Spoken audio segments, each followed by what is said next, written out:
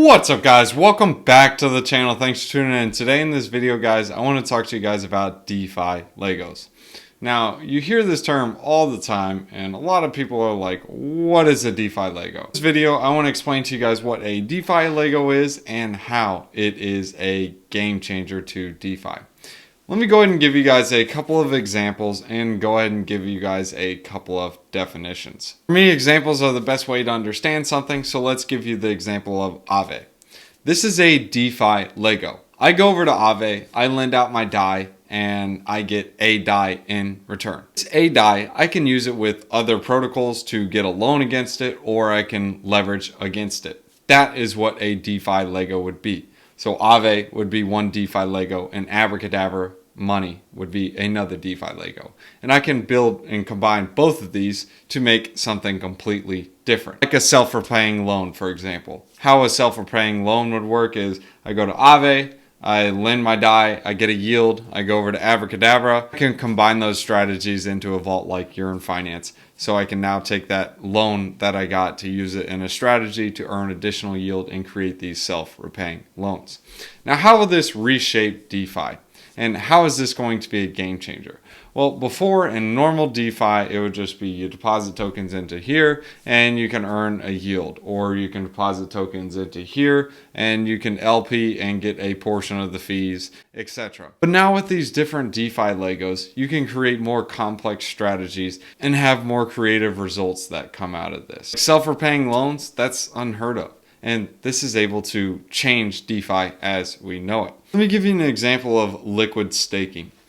This is the problem with traditional staking. If I want to support the network, I have to stake. Why should I be penalized though for supporting the network? When I say penalized, I mean when you stake, your tokens are locked. You cannot use them in DeFi. You can't do anything with them. You're just staking, earning a yield as in the staking returns, and that's it. But with liquid staking, you can now stake your tokens, earn a yield on them, support the network, and you still have your value unlocked so you can use that in DeFi. So you don't have the golden handcuffs, so you can go play around. This unlocks so much liquidity, whereas before it would just be staking. Now, how do you look for strong DeFi tokens? Well, there are a couple of things, but the main ones you want to look for is first, how do they interoperate and integrate with other protocols and what they're doing? I want to give an example of aave because aave is a really well-known dApp. Aave is used in several different things. People leverage off aave and use it to create self-repaying loans, allow you to borrow against it, or you can even just simply use creative vault strategies like in Yearn Finance. The reason why aave is a very strong token is because it's widely used. Its team is always building, and they're coming up with things that you haven't seen before. I'm not saying like it's a one-all be-all, aave, I'm all in type of thing, but they are a good example of what to look for. Have a team that is always building and coming up with different things and creative things, and that's what I want to get behind. Another example of this is Andre Cronje and Daniel Sesta. Now, both of these developers create very creative strategies and come up with different DeFi primitives that are changing the way we know DeFi. For example, Daniel Sesta, behind Abracadabra Money, he's able to use that platform to have interest-bearing assets that are able to be borrowed against. So now you are able to create these self-repaying loans, in my opinion, are a game changer. Those are some of my favorite ones because now you can take the power of leverage, repay a loan, and you can use that to still play in DeFi. It is just mind-boggling to be able to see the power of that, but it's cool stuff.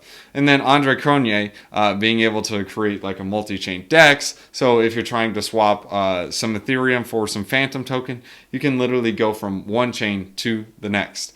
That, in my opinion, is a game changer. That is taking upon different DeFi Legos. Now, how is it taking on different DeFi Legos? Well, say, for example, you're swapping on Uniswap on Ethereum, and you're swapping on, I don't know, SpookySwap on Phantom. That is how. Because you're going from Spirit Swap, using a bridge, now you're going from that bridge to SpookySwap, making the swap, and then putting it on the chain that you want. There's a lot of steps involved, but using these DeFi Legos, you can make it a seamless process all into one. There's an exchange that does this now. It's called Rango Exchange. So it allows you to swap from one chain to another. So now that you understand the powers of these, what are the DeFi Legos that you want to look for? Well, you want to look for ones that are coming up with things that you've never seen or heard of before and get behind that type of team. Not financial advice, of course, but usually a team that is constantly developing is usually keen to developing more and more stuff that is more creative. This is also important. Getting behind a team like that is because it creates more sticky liquidity. So now this is going to be like, hey, I know this protocol is good for this, they're good for that. Let me go ahead and use them and go to their dApp because I know I can get a really good yield there. A good example is, hey, I need to go borrow something, and where do I go? Oh, well, Aave's here. Oh, okay, I'll go to Aave. You don't go to like some Pizza Finance or Pizza Swap. No, you go to Aave because you know and trust it. It's like going to a foreign country and you're hungry. You don't know what to eat, but you see a Pizza Hut. You know Pizza Hut, Pizza Hut's Pizza Hut. You can expect what to get out of it. You don't go to some like podunk pig hog shop or whatever you want to call it, and you go in there and you're like, oh my goodness, dude, this is nasty. That's how you can understand it. So you want to look for teams and people that are constantly developing and reshaping the DeFi industry as we know it. Now, I want to give another example of convex because I really think examples are the best way to learn something, so you guys can look at these examples and figure out which tokens are the best for you. I like convex is because it leverages a DeFi Lego and brings it to the next level. And what do I mean by this? Well, Curve is a DeFi Lego. This is where you can go for stable swaps and get the best rates, best yields, etc. Well, not best yields, but better yields. And when you make a swap there, it's hunky-dory, it's awesome, it does what it does. But convex flips this on its head and it's like, okay, bro, we can use this and we can take this to the next level. So what we're going to do is we are going to get the Curve token. We're going to vote to the different pools that we list and create the best rates possible. So people are incentivized to come over there, provide liquidity, and deposit tokens there. And when they do that, now they're owning more of the market share for voting on the pools. So now they have the power to take the Curve Lego block, direct the liquidity where they want to direct it, and now you have a DeFi Lego block that is for governance, for voting for these different pools. And someone else can build on the convex Lego block by saying, okay, I want to direct liquidity to my pool, so instead of purchasing Curve, I actually have a better incentive to purchase convex. So I'm going to purchase convex and direct the liquidity my way. So that is another chance for convex to be able to use the Curve token. Now that is an entirely different DeFi Lego block. One who is already doing this is Redacted. They're buying convex so they can earn more of the convex, so they can have more of a say where Curve puts its token yields. So now you have a Lego block for giving liquidity, you have a Lego block for directing liquidity, and you have a Lego block for owning liquidity. So many different things involved in that. And just building on these Lego blocks are going to be a game changer. Now you can even leverage that governance token or that redacted token and leverage against that as well. Someone who is already doing this is Wonderland. Wonderland, you have different governance tokens inside that. You can get exposure to all of them, and yet you can still wrap your governance token, borrow against it, and you can use that in DeFi. That's how you can look at Lego blocks. Lego blocks are basically stacking on each other or building with each other to create something entirely different. If you guys want to hear about the Lego blocks that I'm talking about and the ones that I'm most bullish on and see what strategies I'm using in the market, you guys can jump in the Discord. It's Patreon link in the description below. Basically what will be there is more exclusive content that's not on YouTube and just some different strategies I'm doing in the market.